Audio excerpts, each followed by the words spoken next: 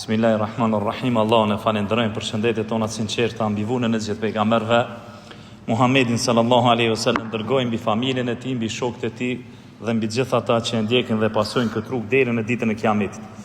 Të nderuar vëllezër, vazhdojmë mësimet tona, shoqëria që ndryshoi botën, i dërguari i Allahut Muhammedi sallallahu alaihi wasallam dhe shokët e tij.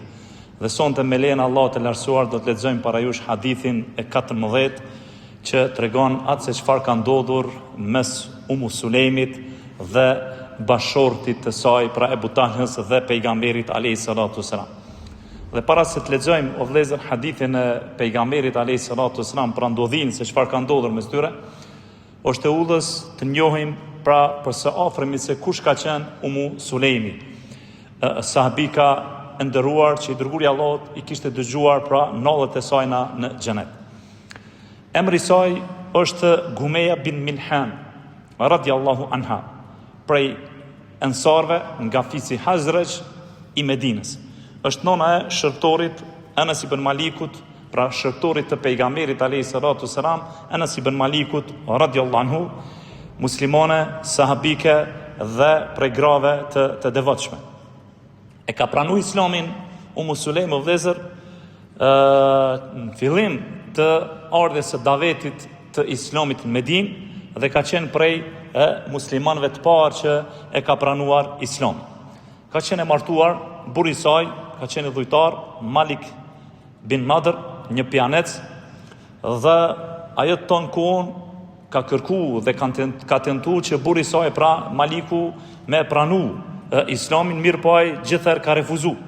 Derisa i është përgjigjur duke thonë të pranoj unë Islamin kur ai Muhamedi e ndalon alkoolin, thot si me pranu në Islamin kur Muhamedi ndalon alkoolin, thot unë du me jetu duke pi alkool dhe do të largona prej Medinës dhe ko me shku me jetu në Sham tek Romakt, aty ku është i lejuar dhe aty ku pijet alkool. U zemëru një dit me gruën e tij pra Sulejmin, sa që shejtani e vëllezër kishte bë fole në kokën e babës së Anas ibn Malikut radiallahu anhu, pra Malik bin Nadrit, derisa i tha Sulejmit se nuk do të rënoj me ty, u largu prej Medinës, shkoi në Sham, aty edhe vdes. Kur u bë muslimane Sulejmi dhe kur e pranoi pra Islamin, e pranoi të dërguarin e Allahut si rob dhe i dërguar i tij, erdhi Ebu Maliku, pra Ebu Anesi, Malik bin Nadr, dhe prej së largu e pa gruën e tij duke i folur djalit të tij Anas ibn Malikut radiallahu anhu, dhe i tha, e ke lënë fen ton? Ajo ju përgjigj, unë nuk e kum lënë fen, por e kum besu fen, pra jam bë muslimane. Pastaj nona, pra Sulejm, filloi ta mësonte Anas ibn Malikun që ta thoshte pra dëshmin fjalën la ilaha illallah Muhammed Rasulullah.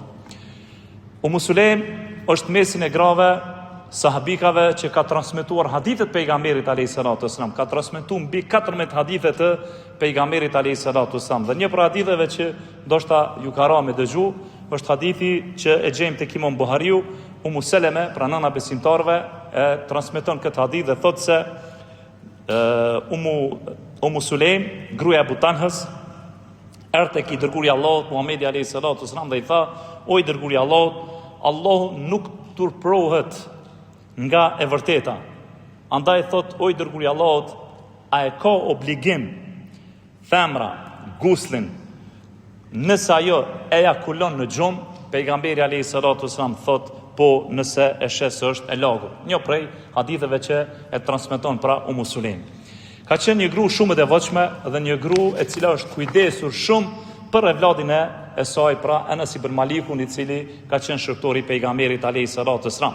Dhe Sulejmi vëllezër ka qenë një prej grave që për meher e ka bo Islamin, e ka qitë përpara dhe jo dynjon.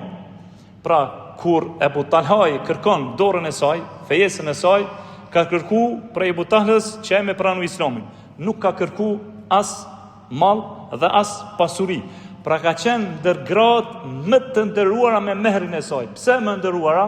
Sepse ja ka kurzu burrit saj, Ebu Talhës, që ka qenë dhujtar, nëse ti dëshon mu martu me mu, pranoje Islamin. Dhe kjo është mehrim. Nuk më intereson mu as një sen, as ari, as floriri, apo diçka tjetër prej dunjas. Pra, Ebu Talha ka qenë prej pasunikëve më të mëdhej të Medinës. Mirë po, kur e ka kërku dorën e Sulemit, ai ka qenë pra idhujtar, ka qenë pa besimtar, sikurse thot hadithi që është i saktë tek Nesaiu, nga Thabit e ky prej Enesit, i cili thot se Ebu Talha ka qenë një person i pasur në Medinë dhe deshi ta fejonte pra nënën time, Sulemin. Mirë po, ajo i drejtua dhe i tha, qifti si kurse je ti, nuk është kollaj me refuzu, mirë po thot ti e dhujtarë të sen muslimane, dhe nuk takohet martohem unë me ty. I ofron mall, ari dhe argjend, i thot nuk më duhet mu as ari as argjendi, mirë po nëse ti dëshiron mu martu me mu, atër thot ti pranoj Islamin. Atër Ebu Talha radiallahu anhu thot këtë dua të takoj pejgamberin alayhi salatu wasalam dhe i dërguri Allahut përderisa ishte në mezhlis me sahabët, dhe Ebu Talha shkon tek pejgamberi alayhi salatu wasalam dhe i dërguri Allahut thot po e shoh pranë fytyrën e Ebu Talhës një nur, një dritë, për shkak se Islami pas ka hyrë në zemrën e tij dhe e tregon atë se çfarë ka kërkuar Sulem, dhe pejgamberi alayhi salatu wasalam pra thot pranoje Islamin dhe e pranon Islamin dhe martohet me Sulemin, pra me gruan e tij. Ka marrë pjesë në disa betejë Sulem radiallahu anha me pejgamberin alayhi salatu wasalam, ka marrë pjesë në betejën e Uhudit, dhe po ashtu ka marrë pjesë edhe në betejën e Hunenit dhe ishte prej grave më të virtytshme. Enesi radiallahu anhu tregon, dhe hadithi është tek Imam Muslimi, në betejën e Hunenit Sulemi ka marrë një hanxhar me veti dhe e ka pa burri vet Ebu Talha me hanxhar, me thik, dhe i ka thonë të dërgurit Allahut, oj dërguri Allahut, pa shifë thot Sulemi në gruan time me veti ka një hanxhar. Dhe i dërguri Allahut Muhamedi sallallahu alaihi wasallam kur e pa qeshi dhe i tha, o Sulem, çfarë të duhet ty ky hanxhar?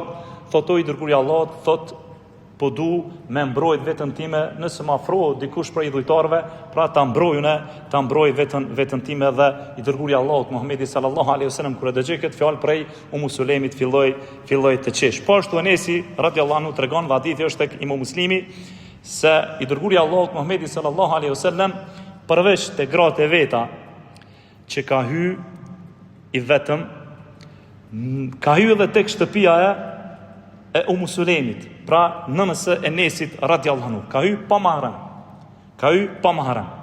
Pra edhe nëse nuk ka qenë prezent burri i saj, i dërguri Allahut ka hy tek Sulemi radiallahu anha, për të cilën thot Enes ibn Maliku radiallahu anhu, i dërguri Allahut ka hy tek Sulemi sepse e ka pas teze prej qumshtit.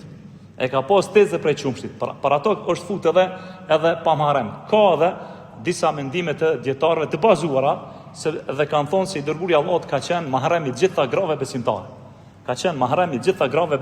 Mirë po këtu është hadithi tek Imam Muslimi, ku Enes ibn Maliku tregon se i dërguri Allahut është fut pra te nëna ime, pra tek Sulemi, duke mos qenë prezent pra burri i saj, për shkak se e ka pas thot teze prej qumshtit. Dhe kur e kanë pyet, domethënë pse po e bëni gjë të tillë i dërguri Allahut, pejgamberi alayhi salatu wasalam ka thonë po më shiroj sepse vllai i saj është vrarë kur ka qenë me mun betej. Hadithi është tek Imam Muslimi 63:19. Pra vllai i Sulemit o vëllezër ka qenë Haram ibn Milhami, doja i Enes ibn Malikut radiallahu anhu dhe një prej 70 lexuesve të Kuranit, për hafizat Kuranit, ku i dërguri Allahut Muhamedi sallallahu alaihi wasallam i ka thënë si delegat për me i thirr njerëz me bë davet, të cilët kanë kërku për pejgamberit alayhi salatu wasalam me i dërgu këta 70 hafiza me bë davet, dhe ata pa drejtësisht pra vritën tek pusi Maune, që është një histori e gjatë.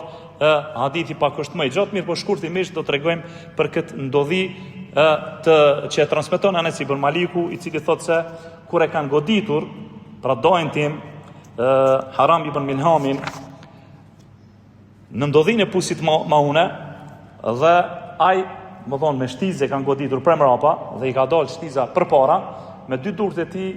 Ta durti ka po me gjak, e ka ly fytyrën edhe e ka ly kokën, edhe ka thonë fitova për Zotin e Qabës. fitova për Zotin e Çapës, hadithi është në Buhari dhe në Muslim. Është një histori e gjatë, inshallah, nëse na bjerën ndonjëherë me tregu rastin se çfarë ka ndodhur me këtë dhe me Muadhin radhiyallahu anhu, ku i dërguari Allahut i thot Muadhit e fetanën anteja Muadh, domethënë po bosh fitnexhio Muadh ti, pi përçon njerëz kur është fal gjatë namazin, është hadithi pak më i gjatë që lidhet me këtë tregim. Enesi radhiyallahu anhu po ashtu tregon se Sulejmi pra nona ti një ditë për ditëve i tha të dërguarit Allahut Muhamedit alayhis salatu wassalam, o i dërguari Allahut, e kam një kërkesë të veçantë. Dhe i thot i dërguari Allahut, çfarë është ajo kërkesa e veçantë? Thot, lutë Enesin, shërtorin tonë, bën dua për Enesin. Dhe i dërguari Allahut Muhamedi sallallahu alaihi wasallam, si thot Enesi, nuk la gjë të mirë, të përmend për mua, për dynjon dhe ahiretin, vetëm se e tha pejgamberi alayhi salatu wasallam dhe be tjera tha i dërguari Allahut, Allah furnizoi me pasuri, furnizoi me evlad dhe bekoi ata. Prandaj thot Anas ibn Malik radhiyallahu anhu, thot unë jam më i pasur në mesin e ensarve, vajza ime Umena më ka treguar se kur ka hyrë Haxhaxhi në Basra, nga pasardhësit e mi kanë vdekur dhe janë varrosur më shumë se 120 vjet, hadithi është tek Imam Buhariu. Anas ibn Malik po ashtu transmeton kur tregon një për virtyteve të nënës së tij, pra Sulejmit, se i dërguari Allahut Muhamedi sallallahu alaihi wasallam ka thonë hyra në xhenet dhe dëgjova zhurmën e naleve, andaj pyeta kush është ky person, më thanë kjo është Gumesa e biaja Milhanit, pra nëna Anas ibn Maliku, dhe hadithi është tek Imam Muslimi 2456. Pas një kohe të martesës me Ebu Tahlën, Allah subhanahu wa taala ja dërgon atyre një evlad që për të cilën do të flitet edhe ky hadith apo ky tregim mes Sulejmit, Ebu Tahlës dhe pejgamberit alayhis salatu wassalam, dhe Ebu Tahla ka pas dashuri të madhe ndaj këtij evladi, mirë po pas një kohe ky evlad vdes. Sulejm nuk tregohet se sa vite ka jetu. Mirë po ajo ka vdek në vitin 40 Hijri, ka vdek në Medinë.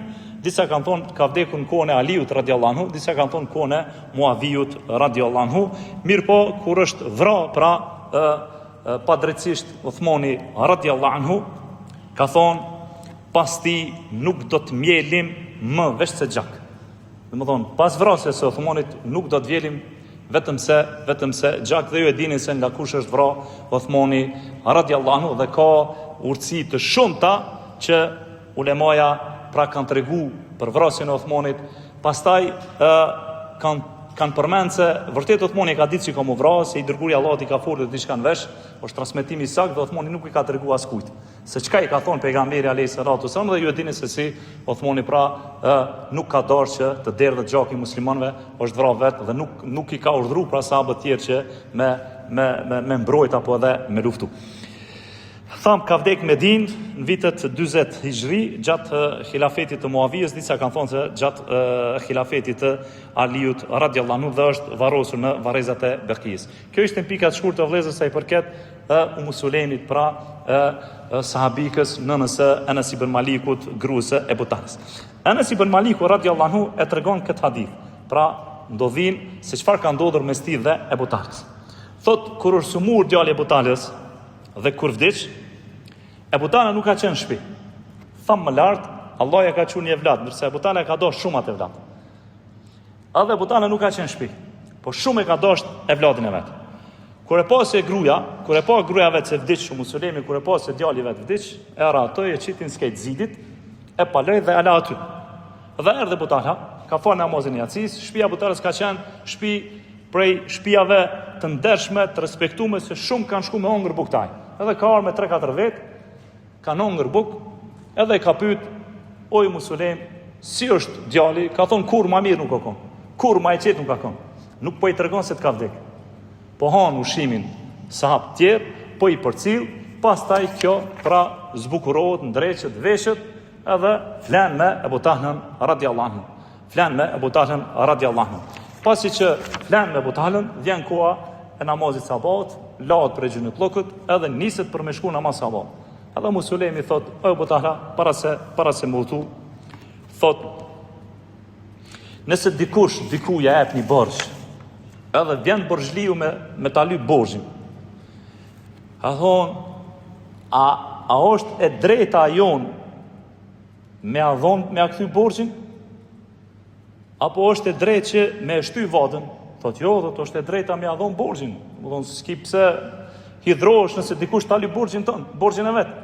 I thot edhe thot e butara, kjo nuk është pa drejtësi. Do thonë dikush me ta li borxhin e vet nuk është pa drejtësi. Edhe thot Allahu thot ta ka dhon djalin uha, dhe Allahu subhanahu wa taala thot ta ka marr djalin.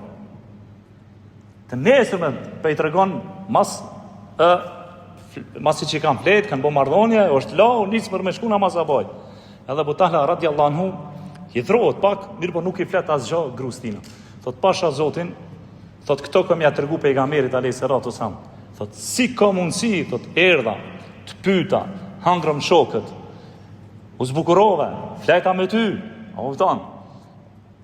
Edhe ti shtash po më kallzon mua që djalit ka vdek, e jo momentin kur ku marr, thot ku është e vladi, thot ja ku është, shkon edhe lutet për to, siç ka ardhur në hadith të pejgamberit alayhis salatu wasalam, edhe pastaj shkon dhe e fal namazin e sabahit e butana me të dërguarin e Allahut Muhammedin alayhis salatu wasalam, dhe ja tregon këtë ndodhi se çfarë ka ndodhur mes tij dhe gruas së tij Musulemit, edhe pejgamberi alayhis salatu wasalam thot a keni pas marrëdhënie mbron? I thot po. Thot atër pejgamberi alayhis salatu wasalam thot shpresoj se i modhi Zot do t'ju begatoj në atë natë. Pas kësaj thot Musulemi e ka lind një djalë dhe Ebu Talha i ka thonë pra djalit të Musulemit, pra shërptorit të pejgamberit alayhis salatu wasalam Enes ibn Malikut, dërgohet tek i dërguari i Allahut dhe thot Enes i dërguari i Allahut kishte në dorë një mjet që e lynte devën e tij dhe thot kur më pa, tha ndoshta ka lindur Musulemi, i thash po, atër pejgamberi alayhis salatu wasalam atë mjetin që ka pas për me ly devën e vet, tha e lshoj në tokë dhe e mur thot vllaun tim, afroi thot në prenin e vet dhe thot me veti ku marr edhe disa hurma prej hurmës Axhve dhe pejgamberi alayhis salatu wasalam tha e ke marrë diçka me veti, thash po i dërguari i Allahut, ku marr disa prej llojeve të hurmave, Axhve dhe i dërguari i Allahut i mur ato hurma, i përtypi pak dhe pastaj i nxur prej gojës së tij, e lyti qelzën e djalit, dhe pejgamberi alayhis salatu wasalam kur pa se djali filloi me lipi buzët me hongër, atër pejgamberi alayhis salatu wasalam qeshi dhe tha shikojeni dashurinë e ensarëve për hurma. Pastaj i dërguari i Allahut Muhamedi sallallahu alaihi wasallam ja fshiu fytyrën me dorën e tij të bekume dhe ja ngjiti emrin, pra e vendosi emrin Abdullah. Transmetuesi i hadithit Sufjani thot se një ensar ka thonë kam parë se Musulemi me Ebu Talën thot kam pasur 9 fëmijë dhe gjithë ata 9 fëmijë të Ebu Talës kanë qenë hafezat Kuranit si pranim i lutjes së pejgamberit alayhis salatu wasalam. Hadithi është tek Imam Buhariu dhe Imam Muslimi. Para se të hym dobi dhe mësimet se çfarë përfitohet nga ky tregim, du me tregu një detaj që ndoshta shumica prej juve e kanë lexuar, mirë po nuk e kanë ditë se çush e ka pas emrin ky djali që i ka vdekë Ebu Talës. Djali i cili i ka vdekë Ebu Talës e ka pas emrin Hafs. Dhe i dërguari i Allahut Muhammedi sallallahu alaihi wasallam ja ka bë kunjan ofiqin Ebu Umer.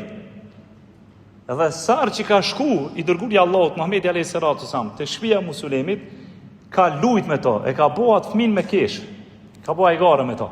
Dhe një ditë prej ditëve kur ka shku e ka po mazun, domethënë jo në rregull. I ka thonë çfarë ka thot ky? Thot i kanë thonë se i kanë ngordh zogi me të cilin ka lujt me to.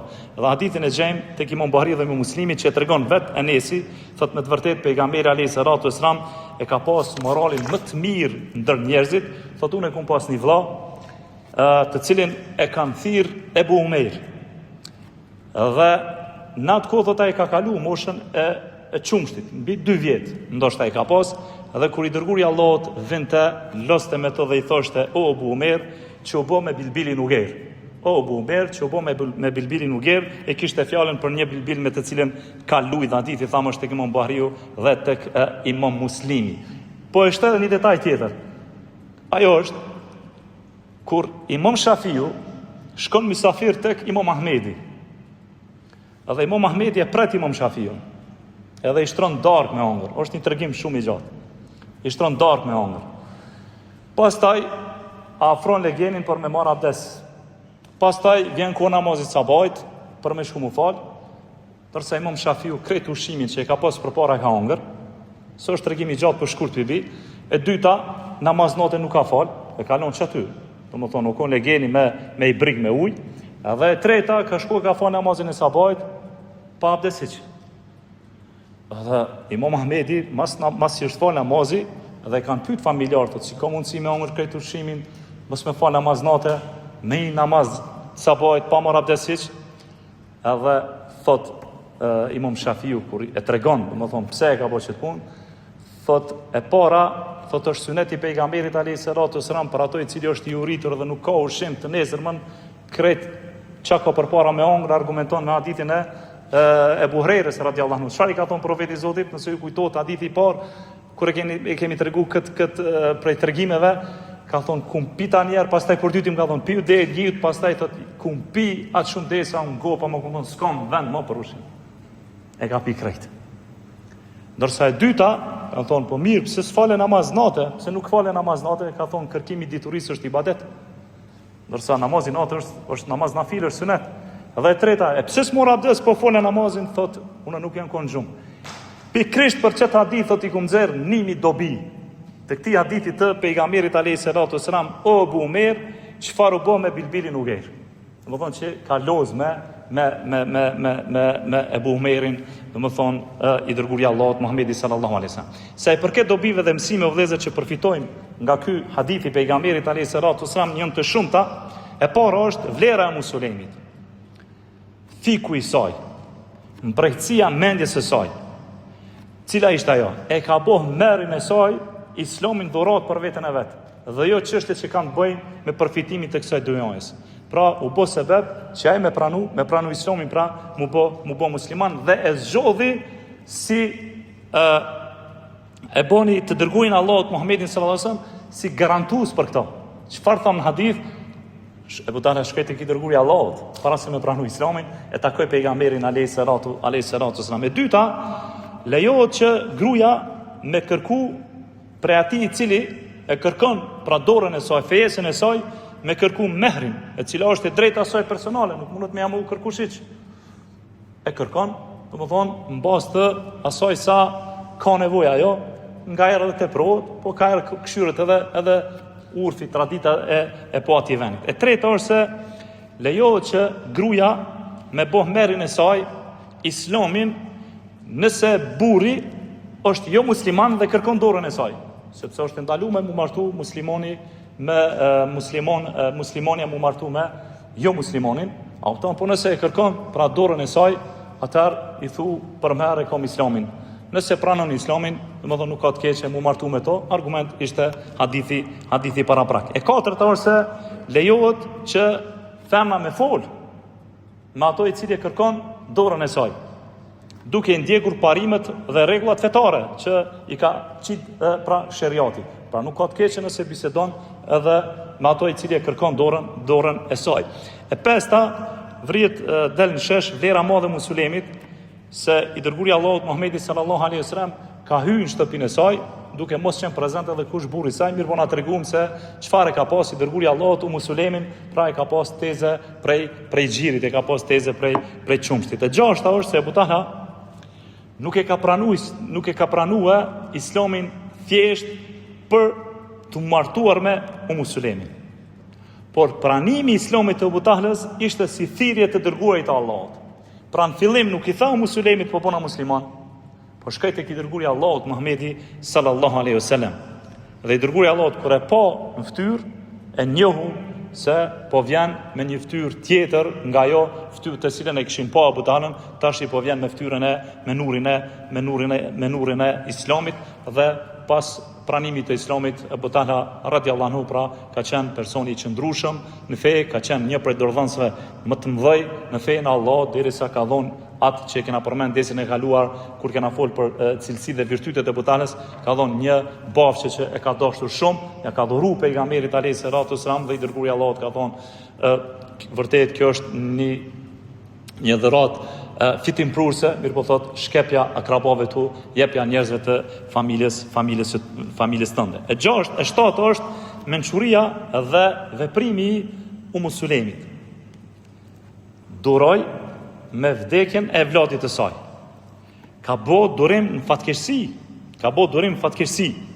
E ka fsheh pikëllimin e saj, mirë po në çfarë forma e ka ngushëlluar burrin e vet. në mënyrë më të mirë, me sinqeritetin më të madh e ka bo. Është zbukuru, është ndreq për burrin e vet, edhe Allahu Azza Jelle pastaj ja zaventsoi me evlat më të mirë se sa ai që e ka pas. Pra tham, 9 evlat të tjerë Allahu Azza Jelle ja ka thënë që të gjithë, thot sahabiu, thot gjithë ka qenë çka hafëz të Kuranit. Dobia tjetër është se në vend se ajo mu mërzit, ajo është zbukuru për burrin e saj, ka fjet me burrin e saj, me qëllim ja zbut zemrën pra burrit të saj Ebu Talhës. Dobia tjetër është se lejohet që mos me shfaq mërzin para të tjerëve. Nëse Allah të sprovon me diçka, mos rri mrollshëm, mos rri mërzitshëm.